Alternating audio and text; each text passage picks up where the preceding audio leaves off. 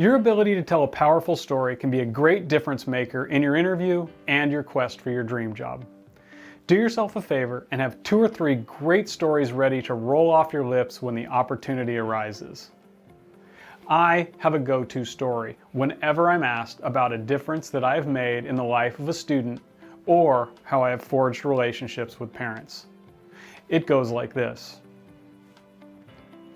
As principal, I do my best to be out on the recess yard when students are outside.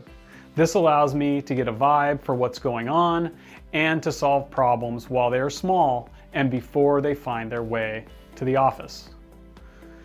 I noticed a pattern of problems on the tetherball courts, and so I was supervising in that general area.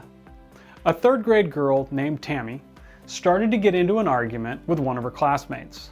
I intervened, but unfortunately, she continued to escalate. I was able to get Tammy away from the other students, and I quietly talked to her about not turning this small thing into a large problem. She still chose to raise her voice at me, and I let her know that if she kept it up, I was going to need to call her dad and let him know what was going on. Tammy looked me square in the eye and she said I could not call her dad because their phone was disconnected. I let her know that I would find a way to get in touch with her dad if I needed to, and that I would drive her to her house if need be.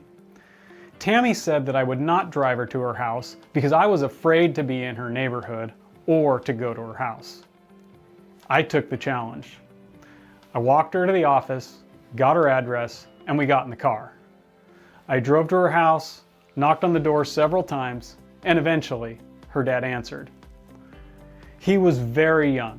I would estimate that he was in his mid-20s, and he was clearly under the influence of something. I shared my care and concern for Tammy and shared what had transpired that day. He took a few minutes to talk with Tammy, and she calmed down. We returned to school, and the rest of Tammy's day was good. The next morning, I arrived at work at 7:30 as usual. The office manager let me know that there was someone in my office who wanted to see me. It was Tammy's dad, and this was the first time that I had seen him on campus. I closed the door and asked him how I could help. He immediately broke down in tears. He thanked me for being the first person to truly care about him and Tammy.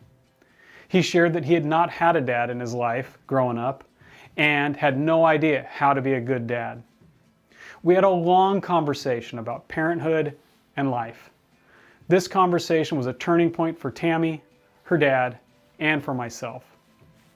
I was reminded of the power of relationships, true caring, embracing people where they are, and the importance of my role. I made a big difference for Tammy and her dad, and they made a big difference for me.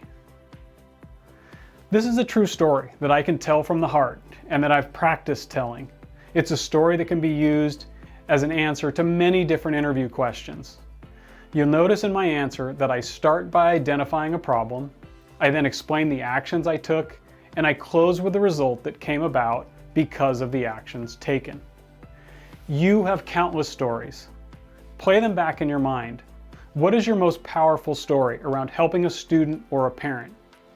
What is your most powerful story about how you've helped a staff member, whether you were in the role of a teacher or an administrator? Once you have the right stories, identify the problems, the actions you took, and the results that came about. Practice telling these stories and working them into interview questions. Telling these stories will be incredibly powerful in your interview. They will show what you truly value and, more importantly, how you put those values into action.